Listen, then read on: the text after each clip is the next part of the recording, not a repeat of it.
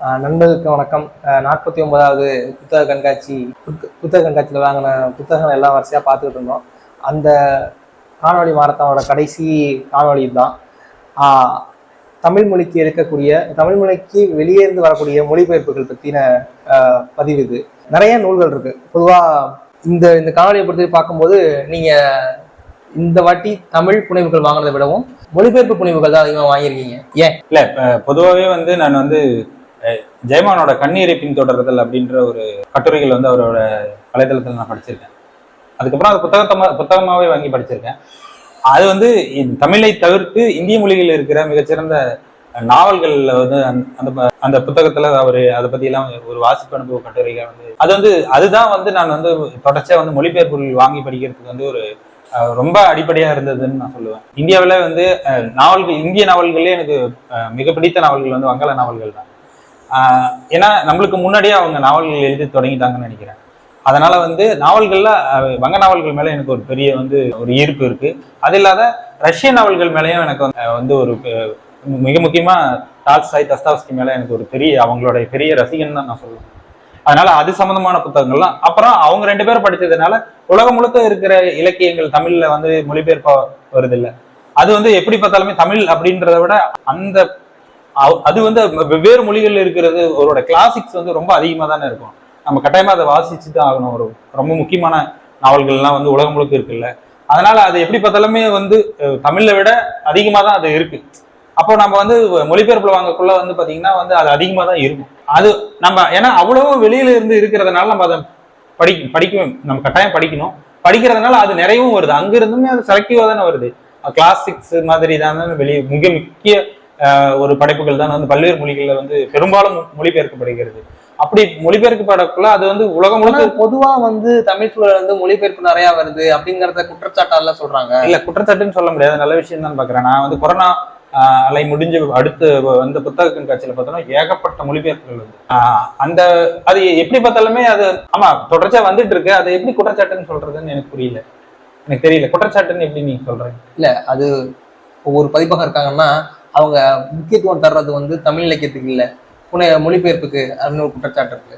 இல்ல, அப்படி சில பதிப்பகத்து பேரை சொல்றாங்கல்லாம். அது உங்களுக்கும் எல்லாத்துக்குமே இல்ல, எனக்கு தெரியல. எனக்கு வெளியில நிறைய இருக்கிறதுனால உங்களுக்கு வருது அப்படின்னு தான் எனக்கு தோணுது. அதாவது இப்ப இந்த நூல்கள் எதுவுமே நீங்க இந்த புத்தக கண்காட்சியில வெளிவந்த நூல்களை நீங்க வாங்க இப்ப பெரும்பாலும் அப்புறம் நான் சொல்ல மறந்துட்டேன். நம்ம இது மொழிபெயர்ப்பை பொறுத்த வரைக்கும் நான் உடனே ஃப்ரெஷ்ஷா வர்றது பெரும்பாலும் வாங்குறது இல்லை. அதுல தொடர்ச்சியா தமிழ் சூழலுக்கு புழங்கி கொண்டிருக்கிற மொழிபெயர்ப்பு நூல்கள் அல்லது ஏற்கனவே இப்ப கிடைக்காம போற அந்த மாதிரி நூல்கள் எல்லாம் நிறைய வாங்கியிருக்கு. உடனே மொழிபெயர்ப்பு வாங்குறது அப்படின்றது யாராவது பெரும்பாலும் தெரியாது இல்லை நமக்கு. அப்ப நம்ம ஒரு பரிந்துரைக்காக வெயிட் பண்ணுவோம் நான். ஆனா ஏற்கனவே வந்ததை பத்தி திரும்ப திரும்ப சூழல்ல பேச்சு இருக்கும் இல்லையா.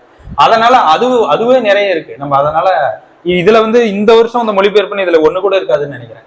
எல்லாமே இதுக்கு பல வருடங்களுக்கு முன்னாடி வந்ததுதான். இந்த குடும்பம் சிதை. ஆமா, குடும்பம் சிதைகிறது கன்னடத்தோட மிக முக்கியமான ஒரு பெரிய ஆளுமை தான் எஸ்.எல். பைரப்பா. அவரோட வம்ச விருட்சம் போன வருஷம் கே. நல்லதம்பி மொழிபெயர்த்தாரு. அவர் இப்ப இறந்தார் பைரப்பா. அந்த நிகழ்வுக்கு நான் போயிருந்தேன். பைரப்பா என்னோட வம்ச விருட்சம் புத்தகத்துல அவர் கையெழுத்து போட்டு கொடுத்துருக்காரு. அதுக்கப்புறம் ஒரு போட்டோவும் எடுத்துக்கிட்டேன். அந்த போட்டோல நான் கொஞ்சம் பாதி தான் தெரியுறேன். அது ஒரு இங்கிருந்து அடிச்சு பிடிச்சி இங்கிருந்து வந்தேபாரத்துல போய் பைரப்பாவோட இருந்துட்டு அவரை நேரடியா பார்த்து அவர்கிட்ட கையெழுத்து வாங்கினதெல்லாம் ரொம்ப பெரிய விஷயமா நினைக்கிறேன். பைரப்பாவோட தமிழ்ல எல்லா நாவல்களையும் படிச்சுட்டேன். பிளவு மட்டும் நான் பாதி படிச்சிருக்கேன். மற்ற நாவல்கள் எல்லாத்தையும் படிச்சுட்டேன். சர்தார் இது 2 மட்டும் படிக்கல, மற்றது எல்லாத்தையுமே நான் படிச்சுட்டேன். அவரோட தீவிர வாசகன் தான் நான்.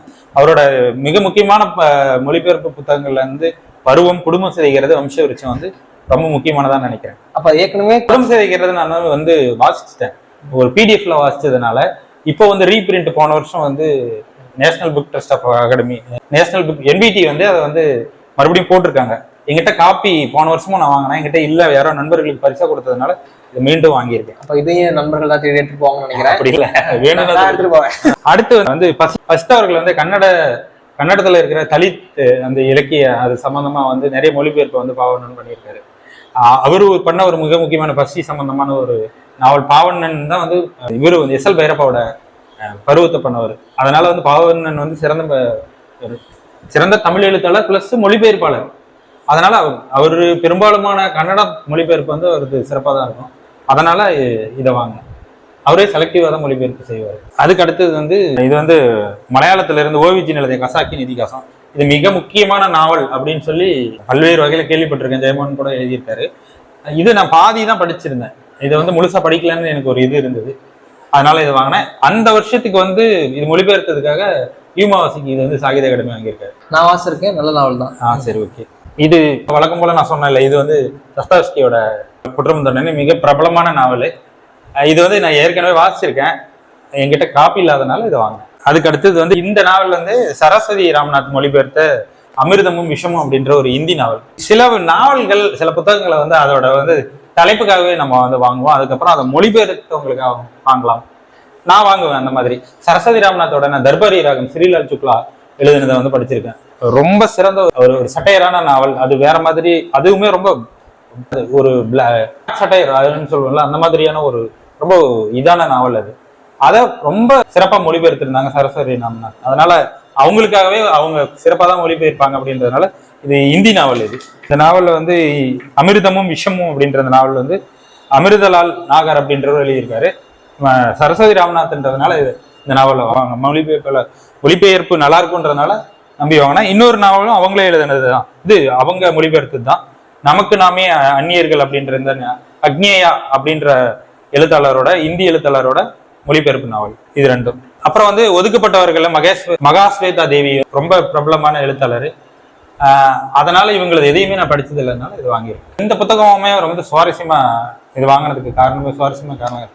இது பின்னட்டையை படிச்சு இடையில எல்லாம் எடுத்து படிச்சு பார்த்தேன். அந்த மாதிரி படிச்சு இம்ப்ரெஸ் ஆகி சில புத்தகங்கள் வாங்கினது உண்டு. அந்த வகையில் அந்த மாதிரி வாங்கினது இந்த காக்கைகளும் ஆயுள் தாண்டனிகளும் நிர்மல் வர்மாவோட இந்த சிறுகதை தொகுப்பு. அப்புறம் வந்து கவிஞர் சுகுமாரன் வந்து இருத்திலியல் நாவல்கள்ல இந்திய நாவல்கள் முக்கியமான நாவல்னு சொல்லி பிலிப் பிஸ்வாஸின் வினோத வழக்குகள் அப்படின்ற இந்த நாவலை வந்து சொல்லியிருந்தாரு. தமிழ்ல வந்து ஒரு பிரபலமான மொழிபெயர்ப்பாளர் ஜி குப்புசாமி. அதனால எப்படியும் நல்லா தான் இருக்கும் அப்படின்னு சொல்லி வாங்கியிருக்கேன். அவன் ஏற்கனவே சொன்னால வங்க நாவல்கள் வந்து எனக்கு வந்து வங்க நாவல்கள் மேல ஒரு பெரிய வந்து ஈர்ப்பு இருக்கு, அவங்க முன்னோடி நாவல்களுக்கு அப்படின்னு சொன்னால. அதனால வந்து மாணிக் வந்தோபத்தியா எழுதின பத்மநாத படகோட்டின்ற புத்தகத்தை வாங்கினேன்.